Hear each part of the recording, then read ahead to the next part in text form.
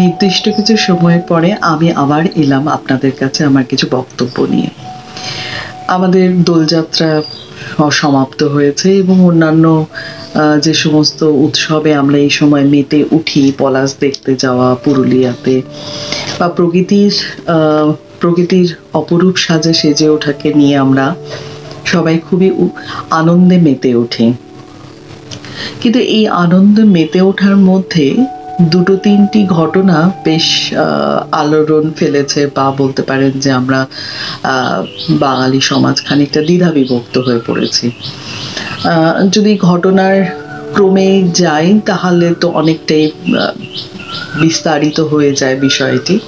সেখানে না গিয়ে যে বক্তব্যে সরাসরি আসি, সেখানে হচ্ছে যে বক্তব্য ছিল যে আমরা কিভাবে নিজেদেরকে উপস্থাপিত করব সমাজের কাছে, আমাদের পোশাক নির্বাচন কিভাবে হবে।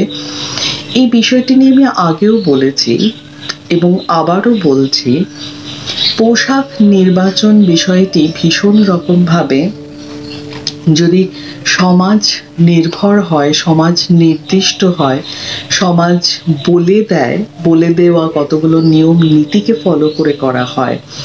রিসেন্টলি দেখলাম খবরে যে সেখানে পুরুষদেরও জিন্স পরে শিক্ষা প্রতিষ্ঠানে আসা নিয়ে সেখানে রুল জারি করা হয়েছে যে যারা ফর্মাল পোশাক পরে আসবে জিন্স কিছুতেই নয়। এই বিষয়গুলো কিন্তু আমাদের নারী পুরুষ উভয়কেই একটি কি বলবো, একটা ক্রস রোডের মাঝখানে একটা এমন একখানা জায়গায় দাঁড় করিয়ে নিচ্ছে। সেখানে আমাদের বুঝতে হবে কোথাও যে আমাদের কি পোশাক নির্বাচন করার যদি একটি বলি যে যুক্তি, সেই যুক্তি কি কোথাও আছে, নাকি সেই যুক্তি আমরাই বারবার তৈরি করব এবং খণ্ডন করব। এটা ঠিকই যে বারবার যুক্তি আমরা তৈরি করব, খণ্ডন করব এবং পোশাক নির্বাচন সেখানে ডেফিনেটলি আমার পেশা নির্ভর হবে, বা আমার পেশার মানুষজনকে নির্দিষ্ট করে দেওয়ার জন্য বলা হবে। কিন্তু কখনো ভেবে দেখেছেন এই নির্দিষ্টকরণের পেছনের কারণটা কি? কেন আমি এমন পোশাক পরে যাব যেন আমাকে কখনো না মনে হয় আমি একজন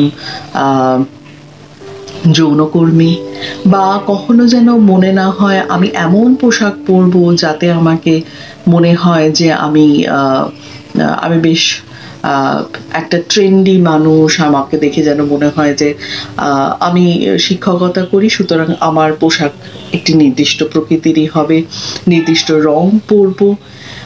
কিন্তু কেন? এই কেন প্রশ্নটা করার মধ্যে দিয়ে আমাকে আপনারা উত্তর দেবেন। কেননা আপনি টিচার, আপনাকে দেখে ছাত্ররা শিখবে।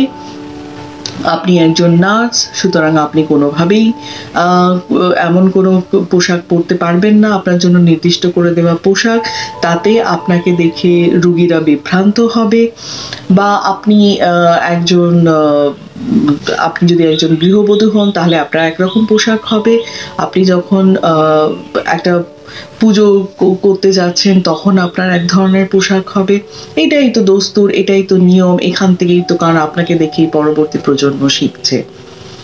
কিন্তু শিখছে ঠিক আছে, কিন্তু সেখানে যদি আমি আমার প্রফেশনাল ডিগনিটির সঙ্গে আমার পোশাককে নির্বাচন করে দিই এবং সেখানে এক ধরনের ক্যাটেগরি তৈরি করে দিই, আমি যদি এখানে একটা স্তরায়ন নির্মাণ করি, আমি যদি এখানে একটা স্ট্র্যাটিফিকেশন তৈরি করি, একটা উচ্চ নিচের ভেদ করে দিই, তাহলে কিন্তু আমার পরবর্তী প্রজন্মকে আমি পেশা নির্বাচনের ক্ষেত্রেও তাকে বলে দেব যে তুমি যদি ডাক্তার হও, তুমি যদি ইঞ্জিনিয়ার হও, তুমি যদি শিক্ষক হও, তাহলেই সমাজে তোমার মর্যাদা বজায় থাকবে। কিন্তু তুমি যদি তার থেকে অন্য জায়গায় অন্য প্রফেশনে আসো, তাহলে কিন্তু তোমার সমাজে সেই মর্যাদার অবস্থান কিন্তু কোথাও একটা ক্ষুণ্ণ হবে।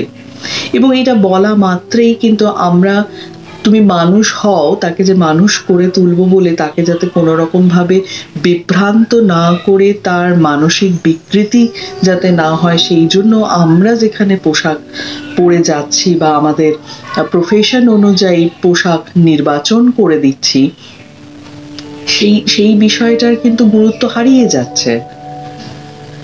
তো সমাজে প্রত্যেকটি মানুষেরই প্রত্যেকটি পেশার একটি গুরুত্ব রয়েছে। সেই পেশা তৈরি হয়েছে মানে বুঝতে হবে যে কোথাও না কোথাও প্রয়োজন হয়েছে বলে, বা কোথাও না কোথাও আমরা যে যাদেরকে যৌনকর্মী পুরুষ মহিলা দুজনেই হতে পারেন, তারাও যখন হচ্ছেন, তারাও যেখানে দাঁড়াতে চাইছেন বা যেভাবে তারা কাজ করে থাকেন, সেটাও কিন্তু নির্দেশ করে দেয় যে তার অবস্থান সে হয়তো নিজে স্বেচ্ছায় করেনি, তার কাছে হয়তো সেই মুহূর্তে অন্য কোনো অপশন আসেনি। এমন আমি বহু লোকের সঙ্গে আমি নিজে কমিউনিকেট করেছি, কারণ আমার বিষয় বা আমার রিসার্চের বিষয় অনেক সময় দাবি করেছিল। তখন আমি তাদের সঙ্গে কথা বলে জানতে চেয়েছিলাম যে তারা কি স্বেচ্ছায় এই প্রফেশনে এসেছে।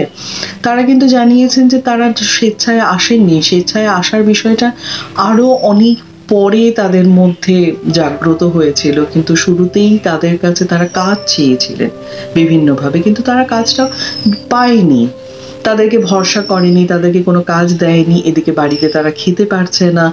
তো তখন তারা বলেছে যে আমরা কি করব, আমাদের কাছে শরীর আছে, শরীর গতর খাটিয়ে আমাকে খেতে হবে, সেই গতর খাটানোর জন্য আমার কাছে সেই মুহূর্তে যে অপশন এসেছে আমি সেটাই গ্রহণ করেছি, কারণ আমাকে বেঁচে থাকতে হবে। আমার বেঁচে থাকার ইচ্ছে আমাকে যেদিকে ধাবিত করেছে আমি সেই দিকে ধাবিত হয়েছি। তাদের এই বক্তব্য থেকে বোঝা যায় যে তখন হয়তো তার কাছে তার পেশার প্রয়োজনে হয়তো কোথাও কখনো পোশাক তাকে নির্বাচন করতে হয়েছে, কিন্তু সেই পোশাক তার প্রফেশনকে নির্দিষ্ট করে দিচ্ছে, এটা কিন্তু সবসময়ের জন্য নয়। আমি এমনও দেখেছি যে তিনি এমন কোনোভাবে পোশাক পরেননি যে তাকে দেখে মনে হতে পারে যে তিনি একজন যৌনকর্মী। তো সেটাও কিন্তু হয় না। এবং সবচেয়ে বড় কথা যে মানুষের শরীরে বা চেহারায় কিন্তু লেখা থাকে না। আমি আগের দিনে কালকেরই একটি ঘটনা বলতে পারি। তো আমি যখন বাচ্চা ছেলে সে একটা মেডিকেল এমার্জেন্সিতে এক হসপিটালে এসেছে, তখন তার সঙ্গে আমার দেখা হয়েছে। আমি তখন বলছি, কিরে তুই খেলবি না? তখন সে একটু চুপ করে গেল, থমকে গেল যে এই প্রশ্নটা তাকে কেউ করতে পারে। রং খেলার কথা আমি বলছি। তখন তার বাড়ির লোক জানালো যে তারা রং খেলেন না, কারণ তাদের এখন রমজান মাস চলছে।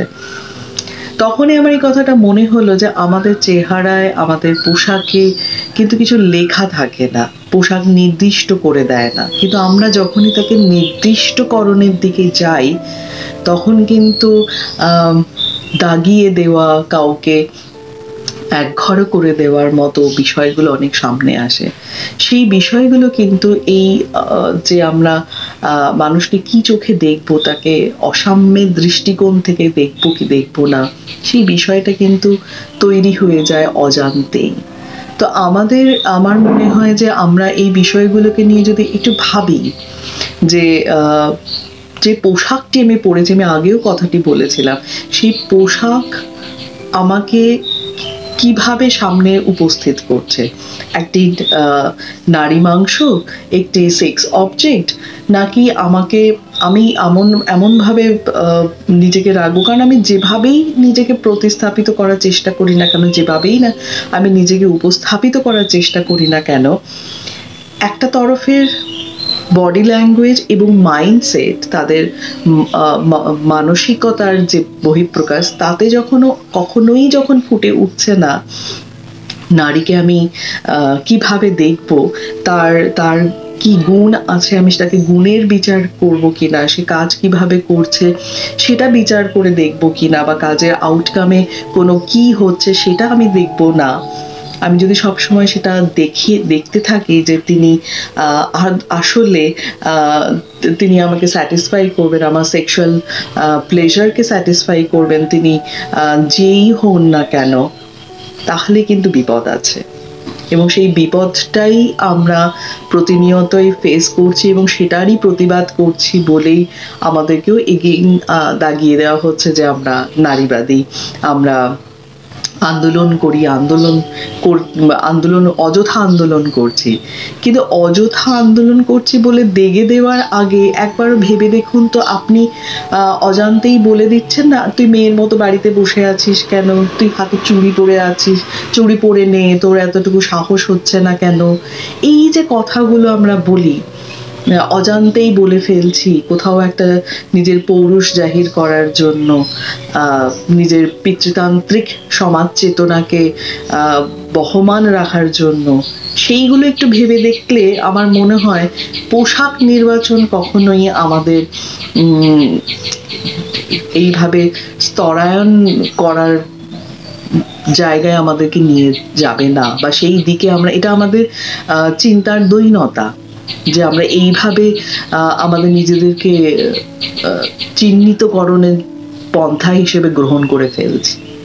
ভেবে দেখবেন।